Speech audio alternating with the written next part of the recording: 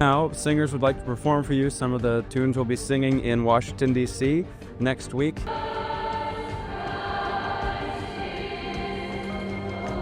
can see everyone smiling and you see these little kids dancing. You know what a 5-story building's like. If you went up and stood at the 5th story and looked down, that's how tall this thing is. This isn't your typical program where you need 12 volunteers backstage to do a concert. You need hundreds of volunteers every night for the same Christmas tree. It's wild, but it's honestly amazing. And it's so much fun and it's so special and there's all these lights and it's a really beautiful experience. I can't even describe it. Like just standing up in that tree and seeing how much joy it brings to people, and also just the way it brings our whole community together. Covered in 25,000 LED lights that are all programmed to the music, and then you've got every row is packed with students who have all this music memorized, and surrounding that is a high school orchestra.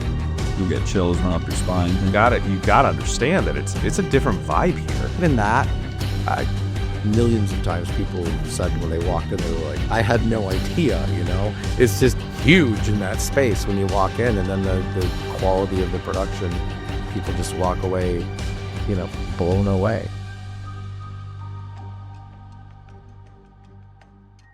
It was launched by the second choir director of Mona Shores. His name was Guy Frizzell, but he went by Skip Frizzell. I did my student teaching with him in his last year teaching, actually, and we connected so well that they were going to hire me to teach here at Mona Shores back then. And I agreed to stay on in the second semester of the school. It used to be we were in semesters instead of trimesters. And I agreed to stay on, and the district hired me to be a sub several days a week. And the other days, the Mona Shores choir parents paid my salary to teach with Skip Frizzell. And at the end of the year, my wife, she got her degree from Western in musical theater performance, and she wanted to move to Chicago to pursue, you know, a career in acting and musical theater. So she had it out there, and then I had this huge decision to make. So I decided to leave this position the first time it was offered to me after they hired me the whole spring and paid me, and I took off and went to Chicago. I taught there for 3 years, and then the position opened up 3 years later, and I ended up getting it again. Skip Frizzell he wasn't the mastermind behind it, honestly. It was David Anderson, who was a parent at the time in the choir program. He was working for Gospel Films and had been out in California and saw a tree out there, a singing Christmas tree at a church. And he came back to Muskegon, and he knew Skip because his kids were involved in the program. And he said, hey, we should do this, you know? And Skip was like a big thinker. Like, I learned a lot from him about how to do things large. Like, he wasn't afraid to, you know, spend the money and make it big and over the top and just make it the greatest, craziest thing. And so as a student, what I kind of remember is the great thrill of, you know, performing what it's put all that time into working on. But it's was amazing to just be in the tree and part of the tree. The things that really stand out to me are, you know, sort of the times in between shows, before the shows, hanging out with your friends up in the Beardsley Theater, or at the time we were still at St. Francis, so at one of the holding rooms. Quiet moments that you get with your friends that are created around this larger performance thing, and they just create really tight bonds. And I think if you come into our choir room and see how our kids interact with each other, you see that. You see that the bonds they're just not the same as any other type of class you could be in. I think the performing arts gives kids an outlet for being vulnerable, and in that vulnerableness, they just become stronger together. Because, you know, when you show a little piece of yourself, other people feel like they want to show that self, and then your bonds become tighter. It's still 100% about these kids getting this experience that they will carry for the rest of their lives. For many of them, they won't be on a team. They may not be an athlete who's on a team, but being a part of the Christmas tree will help them understand what it really means to be a part of a team and be a part of a performance or an event that really matters, where every single person contributes in the way that an athlete would on the field. It's a lot of work. I mean, it's really worth it in the end, but, you know, it's like intensive rehearsals, and we do lyrics quizzes every week, and we have We have to send in videos of us like performing a song, and then we get graded on that. We have after-school rehearsals towards getting closer to the performance. And then our tech week is when we go up in the tree and, sometimes we'll be in there for hours, even longer than we would be for an actual performance. So it's definitely a lot of work, and sometimes it can be stressful, and the teachers get stressed out too if they think we're behind, but everything always pulls together in the end. So regardless of how much work it is, it's always a great show. I think it's definitely a lot of fun. It's mostly singing, but we do get our own personal stories in there from our teachers, and it's not just rehearsal, it's a time for us to all be connected to one another and our directors. So for them to sometimes break that just constant singing to let us get a little piece of them through the music is really nice as well during class. Going to choir every day is like a breath of fresh air. I can just forget about whatever's going on in an AP class or outside of school. It's just a moment where I can just be myself and just sing and make music with my friends. When I started having students of my students come through the program, it was, pretty mind-bending. But I think it's poetic, I guess, that here Matt Robertson, who's now a member of my parent board, was in my first tree, and here's his son in his senior year in my last tree is really neat. But he didn't want to be there, and I knew that, and, he struggled. But at some point, I don't know when this happened for him, he's never shared that with me, he realized that this is actually really awesome, and he fell in love with it, and he stopped being shy about saying it, and I think that's incredible. I think it's really important, particularly for, these young men to know that, you can play football and you can come in and sing in the choir, and both things can be thrilling and exciting and fun. There's nothing wrong with that. I mean, at the start, the first 2 years, I just couldn't stand it. I couldn't stand, there's stereotypes around choir and things like that, and I just didn't want to be associated with that. And, I was begging my dad to get out, all the time, begging and begging. And then, in between my sophomore and junior year, I, flipped, and it was, it just started to become a lot more fun for me. And I realized, I won't always be able to play sports and do athletics and things, but I'll always be able to have choir. I'll always be able to sing, enjoy music to some capacity. Music is just, it's where it's at, really. And a lot of people don't realize that because of the stereotypes, but it is, some of the most fun you can have, singing in a choir. You'll get chills run up your spine, things like that, and you just can't get that anywhere else. I couldn't be more proud of Solomon. What we do every year is the music staff, consisting of my wife, Molly, who's the director and choreographer of the musical, and then Jalen, our accompanist, and this year with Brendan also. We print off a list of all of our seniors because the angel has to be a senior. That's just part of it. And this is also what I learned from Skip Frizzell, actually, was that you don't pick somebody who gets everything, That's the way he did it anyway. He always looked for somebody who was on the fringe, somebody who had struggled, but no matter what their struggle was, they seemed to manage to be successful or be happy, or maybe they weren't the best singer, but they loved that class, so they came there every day with enthusiasm, I'm always looking for somebody like that. So when I look down the list this year, and we all look down the list on our own, and we don't talk about it, and we come together and say, who are your top picks?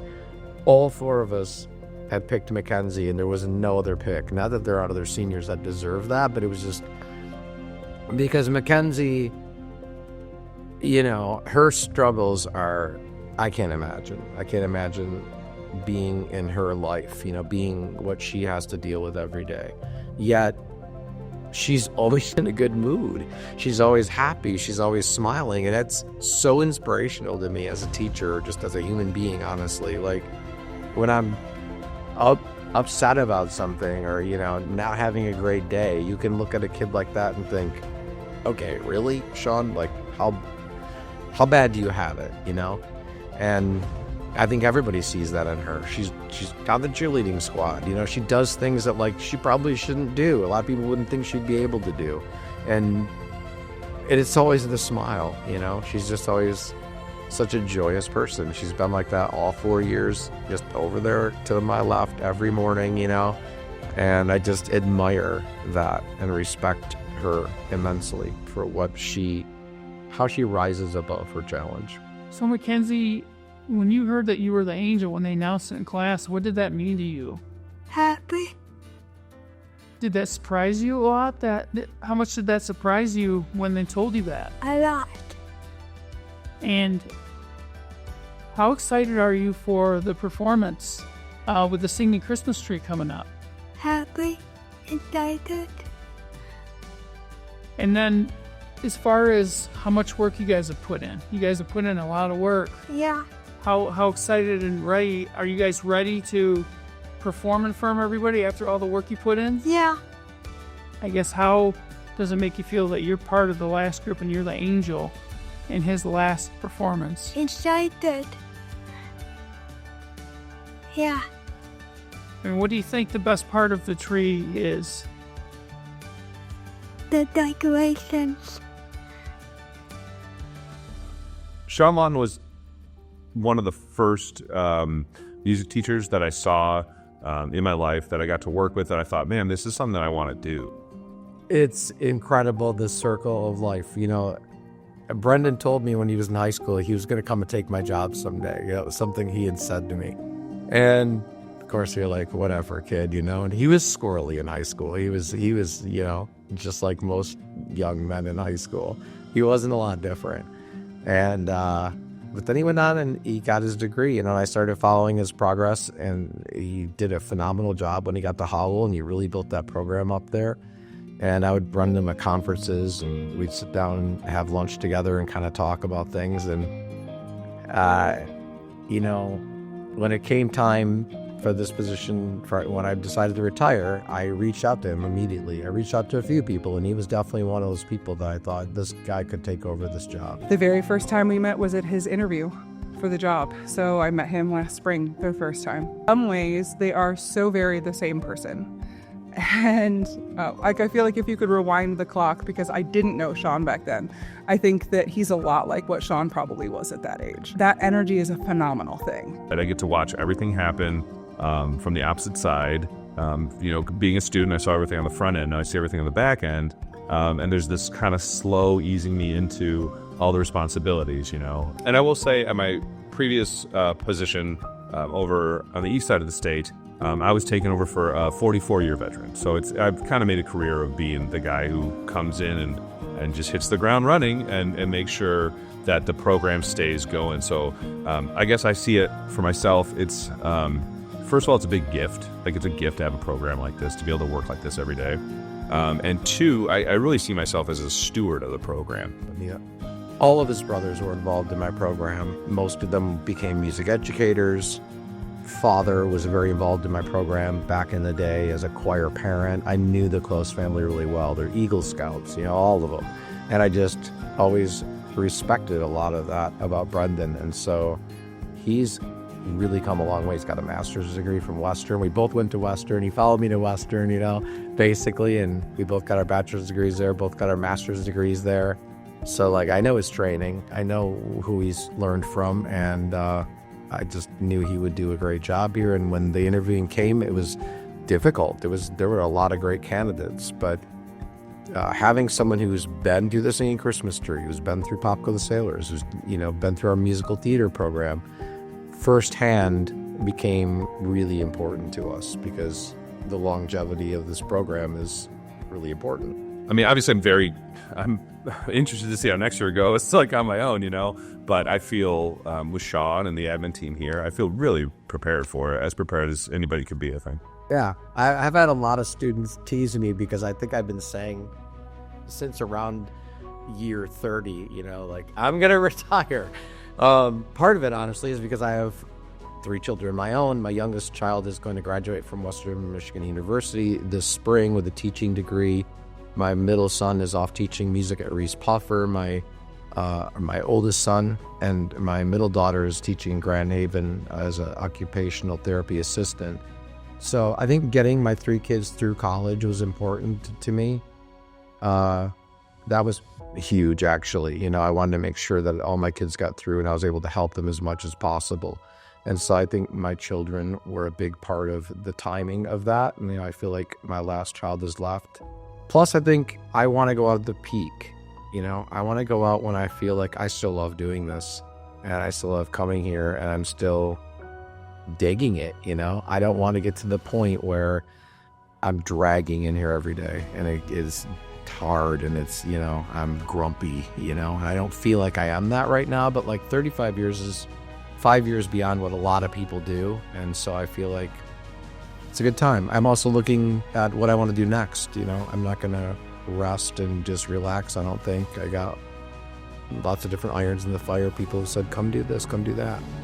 So it's exciting to think, what else could I explore the world, you know? It's really cool because like choir brings together like a lot of like you said, like different kind of people, and like no matter like what race, what sport you do and everything, it just like brings people together. Like it's cool to see that like everyone in choir has a voice and they like project it out whenever people see the tree. I like that. Honestly, I feel like nothing really compares to what we have here, the support that we have from our administrators, our board. There's so much support in that, and it really shows through all of our programs. Our music program is phenomenal. All programs, choir, band, and orchestra. Our school is just really good at like everything we do, and it's just the best. It's great. You know, I'm so grateful for the opportunities that I have, and you know, it helps you grow so much as a person and in your personal life. You learn personal responsibility, you learn how to perform in front of people, you learn how to perform in front of your peers. You know, we have auditions where you get judged by your peers and you learn how to do that, and you learn how to make connections with people. You know, if someone's a really great piano player, I can say to them, hey, I've never talked to you before in my life, but I need a piano player for my act. Like, will you please play for me? And, you know, most of the time the answer is going to be yes, of course I will. You know, so I think it's such a great opportunity, and it's even more amazing that the kids here are always so excited to do it. You know, it'd be one thing if we had all these things and everyone was just not into it at all. But, you know, it really promotes a culture of getting involved in that, like, healthy competition. So just being able to have those opportunities is honestly amazing and opens up new doors for the students, and it's great. So having the opportunity to be able to grow as a singer, and not just a singer, but as an actress as well, being in the musicals and in pops and things like that, it's incredibly eye-opening, and I can be nothing more but grateful for the programs here in Shores. And before we close with Lord Bless You and Keep You, just a couple of quick remarks. It's not going to be a Pop Go the Sailor speech, don't worry. I just want to first thank everybody who works behind the scenes, who's ever in this audience worked behind the scenes on one of these projects. It's an immense undertaking, and I couldn't ever pull it off without all of you. I want to thank the community who has come out for the last 40 years and packed this place so these kids could have an experience of a lifetime. I also want to thank my family, particularly Molly, who has been there through thick and thin with me.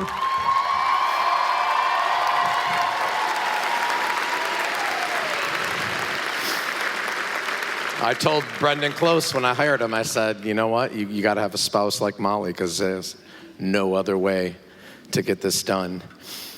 And of course, I want to thank my students, all of you, past, current. This has been the wildest ride I could ever imagine. And closing it all with all of you is the most bittersweet thing I can ever imagine.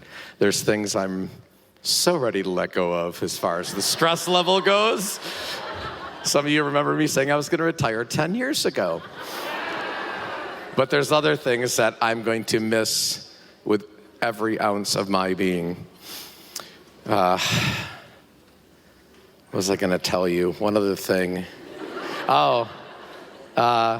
As Shakespeare said, I don't know. Parting is such sweet sorrow, and there's no more truth than that, y'all. It's sweet and it's sad at the same time. So thank you for all the memories. Let's close with the Lord bless you and keep you.